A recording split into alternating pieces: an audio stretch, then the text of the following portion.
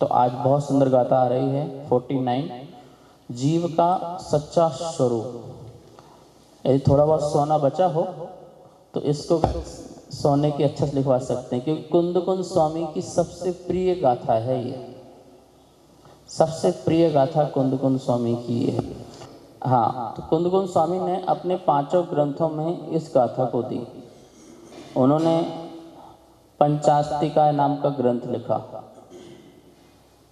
प्रवचन सार नाम का ग्रंथ लिखा, फिर समय सार ग्रंथ लिखा, नियम सार ग्रंथ लिखा और अष्टपाहुड़ ग्रंथ लिखा। और भी ग्रंथ हैं, लेकिन ये 5 उनके ग्रंथ नहीं, इसे पंच परमागम भी कहते हैं। ये पंच परमागम ग्रंथ कौन कौन से? पंचास्तिकाय, प्रवचन सार, समय सार, नियम सार और अष्टपाहुड़। पंचास्तिकाय में जिसमें 5 अस्तिकाय द्रव्यों का वर्णन हो, काल द्रव्य को छोड़ करके, जिसमें 5 द्रव्यों का वर्णन दिया है, पंच अस्तिकाय। प्रवचन सार जिसमें सर्वज्ञ की सिद्धि की गई है, सर्वज्ञता की सिद्धि की गई है, ज्ञान की सिद्धि की गई है, वो प्रवचन सार।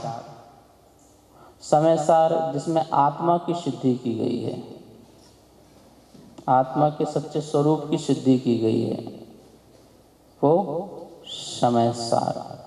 नियम सार साधना प्रधान ग्रंथ, साधु का जीवन कैसे हो, किस प्रकार हो, तो साधना प्रधान ग्रंथ है। नियम सार जो आवश्यक है, जो करना ही है, जो आत्मा का स्वरूप है वो करना ही है, इस प्रकार से साधना स्वरूप नियम सार है। अष्टपाहुड़ फुटकर ग्रंथ है, जिसमें जैसे सम्यक दर्शन के बारे में, सम्यक ज्ञान के बारे में, सम्यक चारित्र के बारे में, शील के बारे में, सूत्र के बारे में, भाव के बारे में, ऐसे 8 पाहुड़ मिलते हैं, इसलिए अपन ने उसका नाम अष्टपाहुड़ दे दिया। वैसे उन्होंने 84 पाहुड़ लिखे थे। कितने पाहुड़? पाहुड़ मीन्स प्रावृत, प्रावृत मीन्स उपहार। पाहुड़ कहो, प्रावृत कहो। पाहुड़ प्राकृत हो गया, प्रावृत संस्कृत हो गया। उपहार या भेंट, जिसमें जो आत्म दर्शन करने वाले लोग हैं उनके लिए उनकी तरफ से उपहार, जो आत्मा को जानना चाहते हैं, अपने को जानना चाहते हैं, तो बोले मैं क्या तुम्हें उपहार में दूं? तो मेरी तरफ से, तो अपने शिष्यों के लिए, जो शिष्यगण थे, बोले हमें कुछ दो, तो बोले ठीक है, पाहुड़ देते हैं, आपके लिए यही उपहार है, आप इसको समझो। तो उपहार। तो 5 ग्रंथ, वैष्णव नारायण सार भी है और 12 शरणोपेक्षा ग्रंथ भी है, ठीक है ना। लेकिन 5 ग्रंथ फेमस ग्रंथ हैं। कौन कौन से? पंचास्तिका, प्रवचन सार, समय सार, नियम सार और अष्टपाहुड़। ये जो गाथा है 5 ग्रंथों में पाई जाती है। तो सबसे प्रिय गाथा हुई कि नहीं हुई? फिर मतलब कुंद कुंद को सबसे प्रिय गाथा हुई। हमें नहीं पता प्रिय है नहीं है, पर हमने तो किससे अपेक्षा लगाया कि जब हमने देखा कि ये 5 ग्रंथ पढ़ रहे हैं तो सिर्फ एक ऐसी गाथा है कि जो सेम टू सेम सभी ग्रंथों में है। तो फिर आपको याद करना है कि कौन से ग्रंथ में कौन से नंबर की गाथा है, तो उसको हम याद करा देते हैं। प्रवचन सार में 172 नंबर की गाथा। कितने नंबर की? 172 नंबर की गाथा। याद नहीं करना पड़ेगा, हम आपको याद नहीं करा देंगे। 172 नंबर की गाथा कौन सी? अब 72 को उल्टा करो, 72 को ओनली 27, तो 127 नंबर की गाथा पंचास्तिका। अपन ने 172, तो 72 को उल्टा कर दिया, कितना हो गया? 27। तो 127 नंबर की गाथा किसमें है? किसमें है? पंचास्तिका में। 64 नंबर की गाथा अष्टपाहुड़ में। कितने नंबर की? तो 64 को उल्टा करो, तो नियम सार में, ठीक है ना, याद हो गया। अब ये 49 तो है ये 1 कम 50 समय सार में जो हम आज पढ़ रहे हैं। तो प्रवचन सार में कौन से नंबर की 172, पंचास्तिकाय में 127, अष्टपाहुर में 64 और नियम सार में 46। कन्फर्म याद हो गई। और समय सार में 49। 46 थोड़ा आगे बढ़ा दो। हाँ 50 में 1 कम, ऐसे पहले ऐसे याद करते थे, 49 नहीं बोलते थे, 50 में 2 कम, 50 में 4 कम, ऐसे याद करते थे, ऐसे 1 2 3 4 ऐसे कम हाथ से गिनते थे। चलिए, तो ये आत्मा के स्वरूप की उन्होंने सब में चर्चाएं की हैं। तो ये गाथा उनको इतनी बेस्ट लगी कि इसमें सब कुछ आ जाता है, क्योंकि आपने कहा कि ये पुद्गलमय भाव हैं, तो भैया हमारा क्या भाव है, हमारा क्या स्वभाव है, बताइए। अरसमरूपमगन्धम्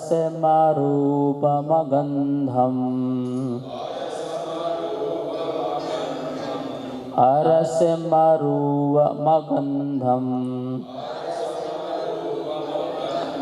अव्यक्तं चेदना गुणमसदम्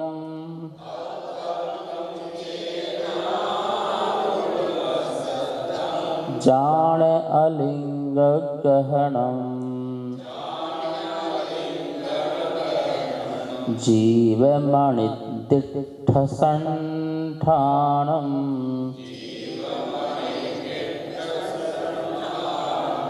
जीवमणिदिट्ठसंठानम्।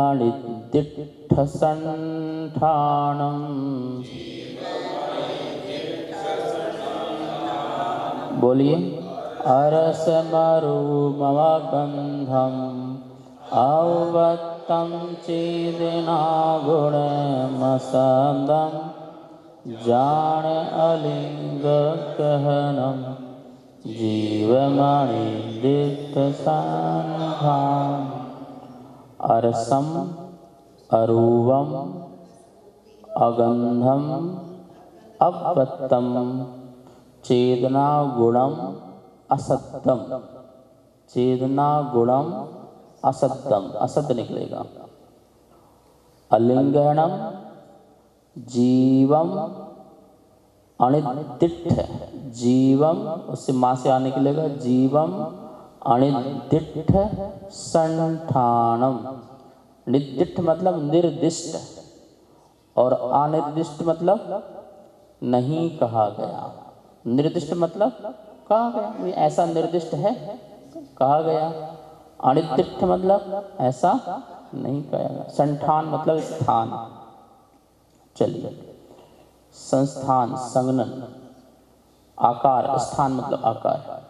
अरसम अरूपम अगंधम। बोले अरस आत्मा कैसा स्वभावी है, अरस स्वभावी है, रस स्वभावी नहीं है। अरूपम अरूप स्वभावी है, रूप स्वभावी नहीं है। अगंधम अगंध स्वभावी है, गंध स्वभावी नहीं है।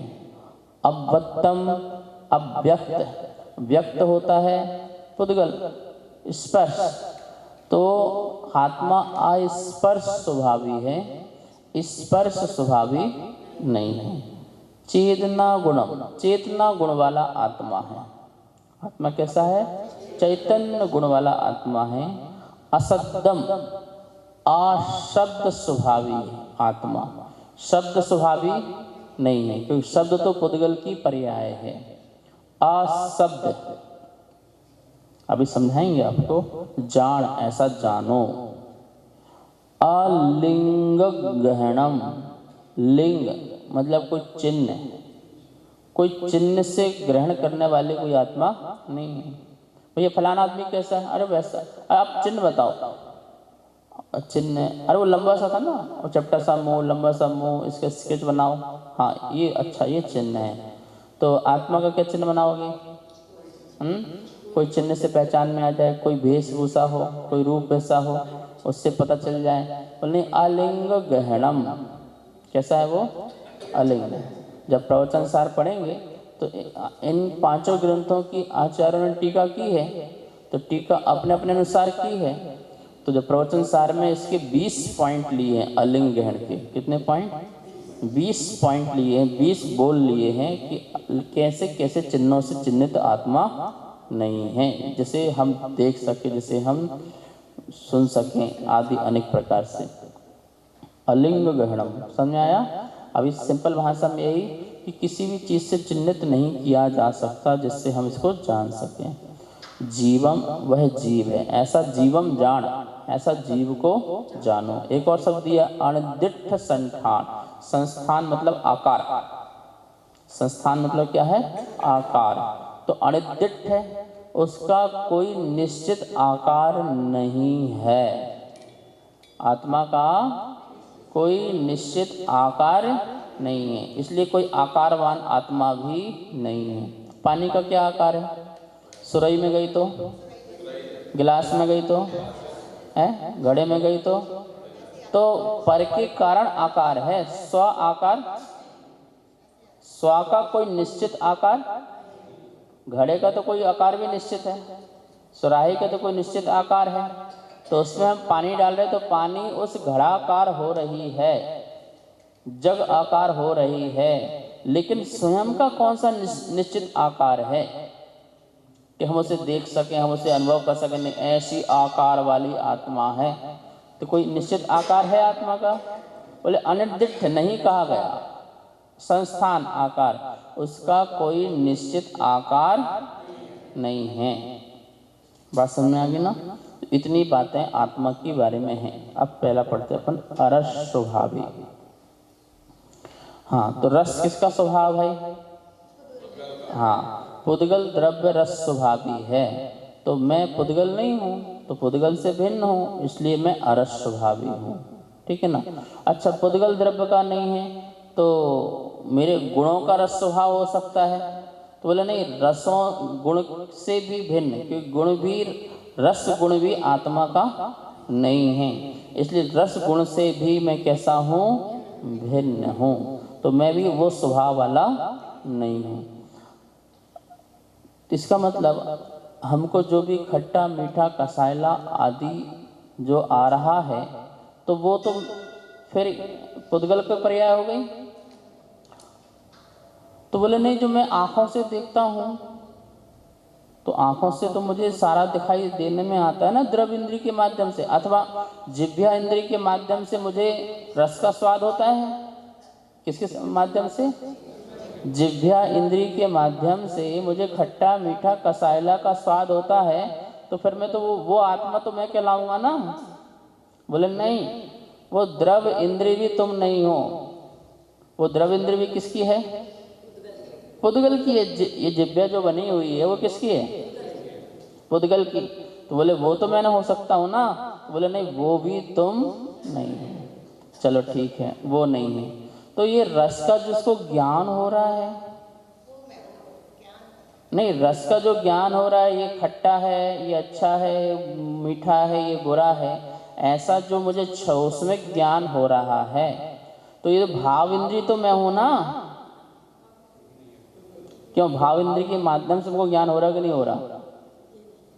द्रव्य इंद्रिय निमित्त, द्रव्य इंद्रिय ये जिह्वा जो है, जिसमें हमने वस्तु रखी उसे टच हुई, तो पुद्गल पुद्गल से टच हुआ। एक रसगुल्ला पुद्गल और जिह्वा भी क्या है? पुद्गल। तो पुद्गल से पुद्गल टच हुआ, तो उसके निमित्त से वहाँ जो आत्मा के प्रदेश हैं उसको वहाँ पर संज्ञान हुआ। क्या हुआ? तो आत्मा को क्या हुआ? ज्ञान हुआ। तो जो आत्मा को ज्ञान हो रहा वो तो भाव इंद्रिय है ना? आत्मा को जो ज्ञान हो रहा है किसके माध्यम से? जिह्वा के माध्यम से हुआ। तो मुझे पराधीन होकर के ज्ञान हुआ कि नहीं हुआ? यदि जिह्वा में नहीं रखा जाता तो मुझे रस का किसी प्रकार का ज्ञान, मैं शास्त्र से जान लूं, किसी के बात से जान लो भैया कि आंवला खट्टा होता है, ये मीठा होता है, तो ये तो ज्ञान हुआ, लेकिन अनुभव रूप ज्ञान नहीं हुआ। तो मुझे उसका अनुभव लेने के लिए मुझे उस रसगुल्ले को कहाँ रखना पड़ेगा? जिह्वा में रखा, तो जिह्वा भी पुद्गल और रसगुल्ला भी पुद्गल, तो ये तो पुद्गल द्रव्य हो गया रस। अब उसके माध्यम से वहाँ जो आत्मा के प्रदेश हैं उसको ज्ञान हुआ कि इसका रस मीठा है। तो ऐसा रस का मीठा वाला जो ज्ञान लेने वाला जो आत्मा है वो भाव इंद्रिय आत्मा हुई। वो कौन सी आत्मा हुई? क्यों भाव इंद्रिय आत्मा हुई? क्योंकि उसको द्रव्य इंद्रिय के माध्यम से ज्ञान लेना पड़ा। किसके माध्यम से? क्यों? केवली ज्ञान को रसगुल्ला मीठा का ज्ञान हो रहा कि नहीं हो रहा? रसगुल्ला मीठा होता है? हाँ, उनको उनका ज्ञान हो रहा है, लेकिन मुझे जो ज्ञान हो रहा है वो द्रव्य इंद्रिय के, तो मुझे उसमें उपयोग लगाना पड़ा, इच्छा पूर्वक उपयोग लगाना पड़ा। तो बोले वो मेरी भाव इंद्रिय हुई। कौन सी इंद्रिय हुई? तो भाव इंद्रिय संबंधी जो ज्ञान है वो आत्मा का ज्ञान होते हुए भी चूंकि पुद्गल के निमित्त से हुआ। किसके निमित्त से हुआ?